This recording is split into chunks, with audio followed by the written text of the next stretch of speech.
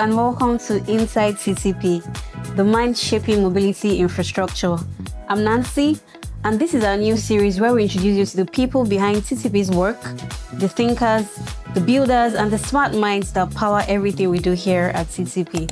Today, I'm sitting with Obinna Nwaogu, our Chief Operating Officer, an engineer turned business strategist whose work has cut across Nigeria's rail network to building the largest transport marketplace on the African continent.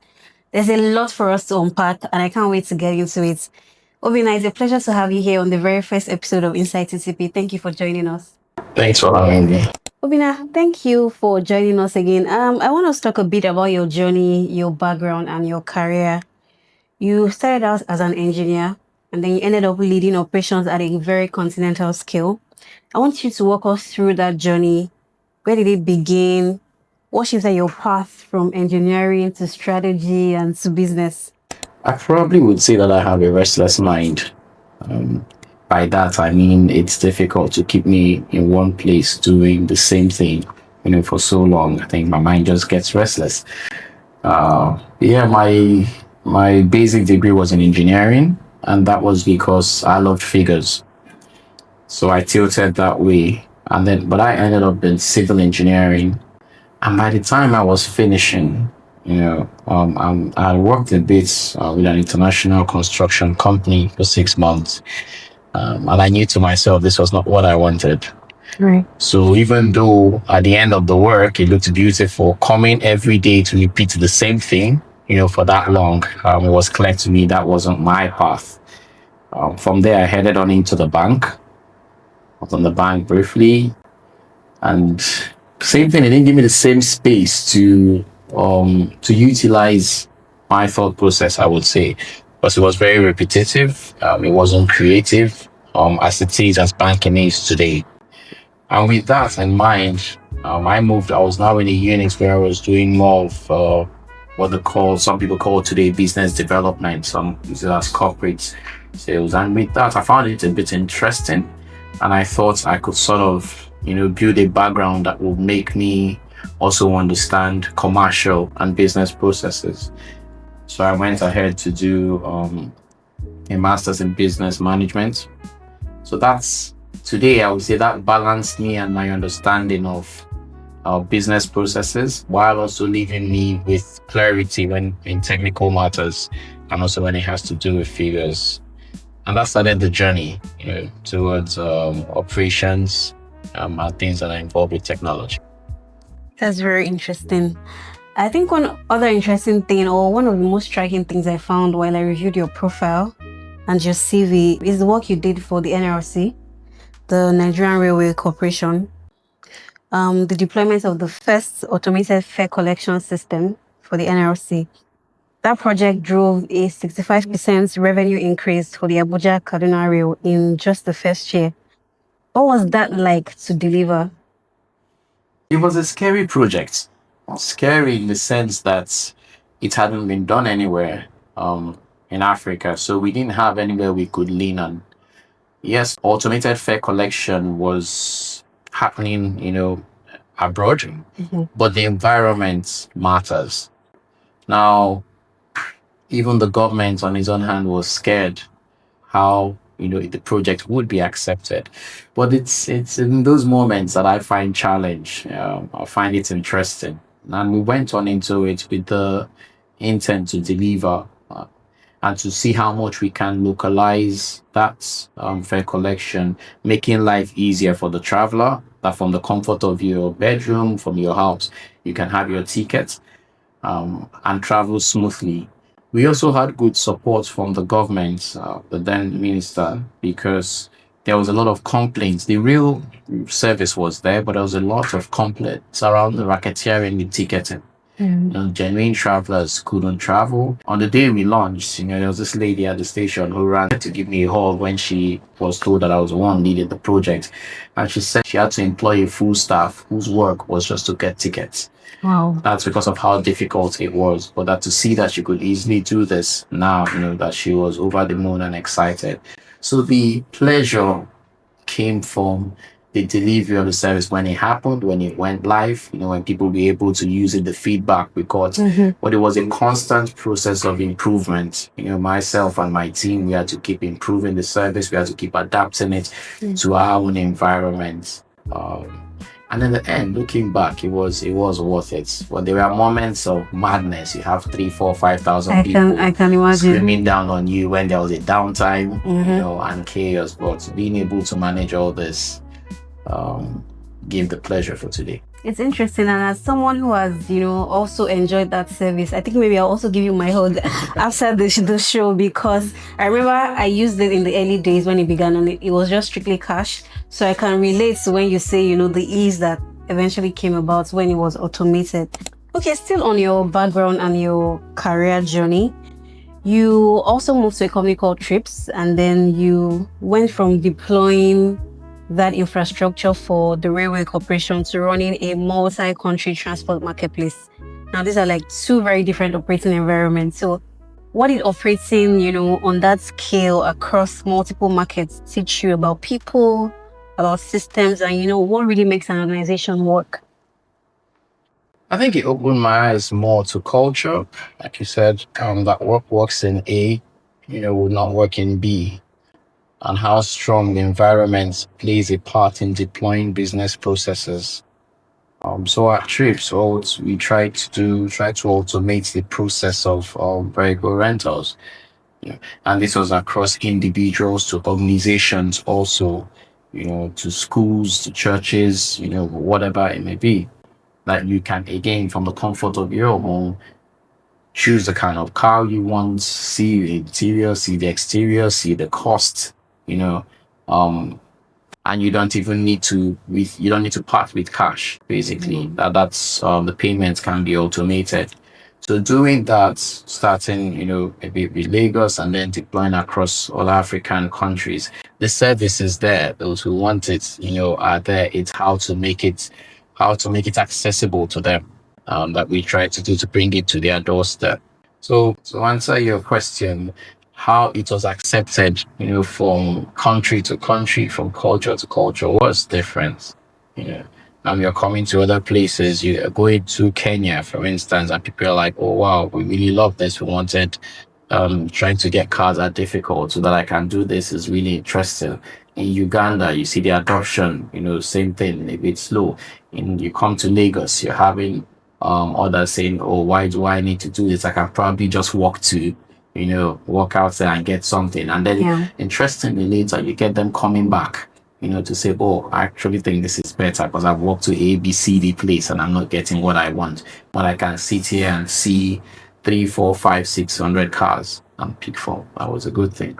The other part of it was the supply side, trying to also get those who had their vehicles to say, oh, look, you can bring your car rather than it sitting at home doing nothing, because you had a lot of people who had traveled out, the Jaguar syndrome that we see, who had their cars sitting and couldn't sell. You had those who had big car, even equipment. So it was just a platform that was built to help both the supply side and also the users. Okay, so we've spoken a bit about your background. Now let's move to you joining TTP and the work ahead, right? What was it about TTP that specifically made you say, oh, this is a place that I want to, invest my energy and my expertise in next? What was it about? Well, the work that is being done at TTP and the challenge you decided to undertake was immense and was impressive. Impressive being that it's one thing to take up a challenge, it's another thing to efficiently deliver on it, which TTP had done, and I found that interesting. So because I also I play in the transport space, I was aware of what they were doing, but how it was being done. They solved an age-old problem. Yeah. And getting gradually to interact with some of the personalities within there, it looks attractive. The project looked attractive enough to be the next thing for me. We're glad to have you. I say we're glad to have you because you bring a rare combination of skills, of expertise, and experience. You are a fellow of the Chartered Institute of Logistics and Transport. a fellow of the Nigerian Society of Engineers, a certified PMP, and a certified management consultant. So now, in plain terms, what does that range of expertise allow you to bring to the table inside TTP? Well, it brings not just technical knowledge, it also brings an understanding of the business environment. It brings an understanding of people. It brings an understanding of projects. Also, with the with TTP's vision for expansion to other states and how to manage all of these to ensure that we don't go outside our plan, we don't overshoot costs, we keep the operations moving as smoothly as possible. But above all, that we are achieving our objectives and our aims, as a corporation. That's what's the combination of my background brings together. Also being that the representatives on the management side of it also have experiences and knowledge that one could leverage upon, because no matter what you're bringing, you can't do it alone. So you need a team, you need a right team, and I've seen that is available here. So that is reassuring, and we're just looking on to how we can get our targets done. You actually touched on my next question in terms of your reference to the expertise that also exists within the team. My next question was going to be, for clients or partners and stakeholders who are watching this, what should they know about the depth of expertise that we have here at TTP? Like, even if they're not dealing with people at the top, what should they know about the level of expertise that exists here? Oh, the depth of expertise is amazing. It's amazing. It's obvious. The culture where, even the individuals have experiences across different departments, across different operations, I think is essential. So for to tell, our clients in dealing with, TTP staff, you can get like an all-in-one service. You hardly know, it's going to be difficult to meet somebody that you present a problem to and the person has no idea of it, and it's saying I'll get back to you. At least firsthand you can get proper, customer service, and then you can ensure that your solutions, or what solution you're looking for, will be brought easily to your doorstep. Great. I can attest to the fact that we do have a lot of expertise lying within the company. Now, in all of the industries and businesses that you work across, is there one thing, one principle, one skill, one advice, something that has stayed consistent with you over the years and that you bring onto your job?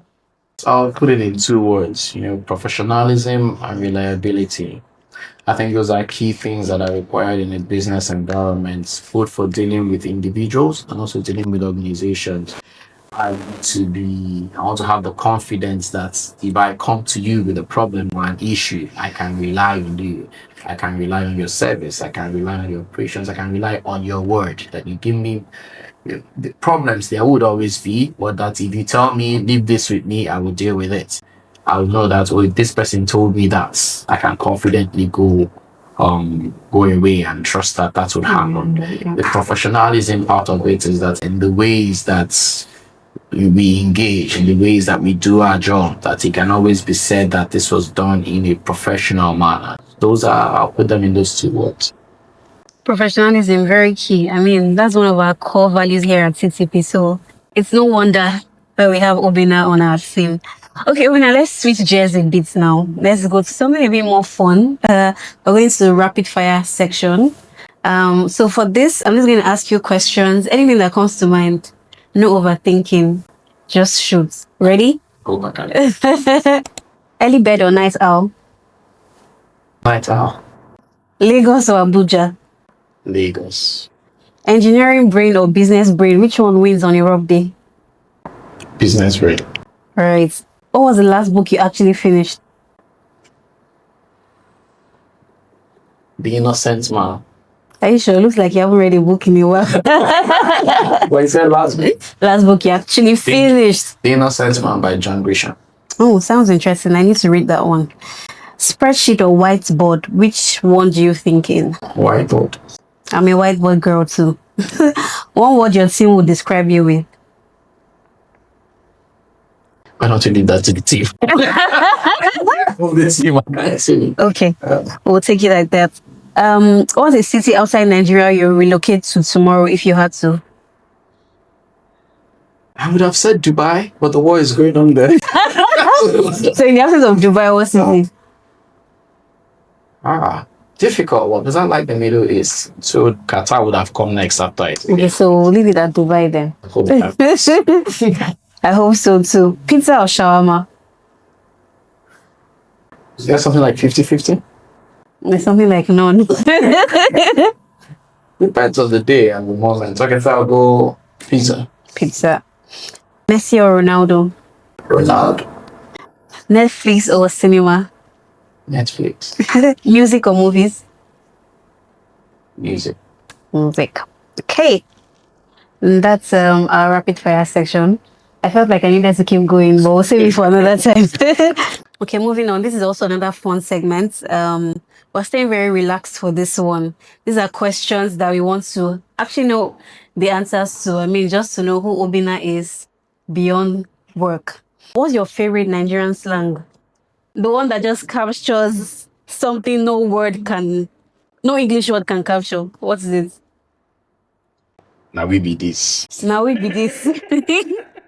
Is that a real slang? Yeah, it is. I'm very that I thought of a life movie. Do I have a favorite slang? Oh, it has to be God I beg. I feel like that is so appropriate for every situation. God I beg. Yes, we try to take every situation to church. Yeah. Not necessarily, but it's just when somebody annoys me, I'm like, God I beg. When I'm hungry, I'm like, God I beg. When you think of the Nigerian economy, it's like, God I beg. It's just very fitting. We should give God a break. Okay. So, Obinna beg. Or what's it going to be? Okay. What's a very Nigerian phrase or question that pisses you off, that just irritates you? Now God do. How did you get this thing done? Now God do. Show me what you did. Now God do. No, there was something you did. I want to know what you did. I feel you. Yeah. I feel you. I think mine would have to be a massive addy or in addy to you. People are referring to their birthdays, upcoming birthdays. They're like a massive addy. What's all those birthday slangs like happy womb escape? Happy head strong. What is that?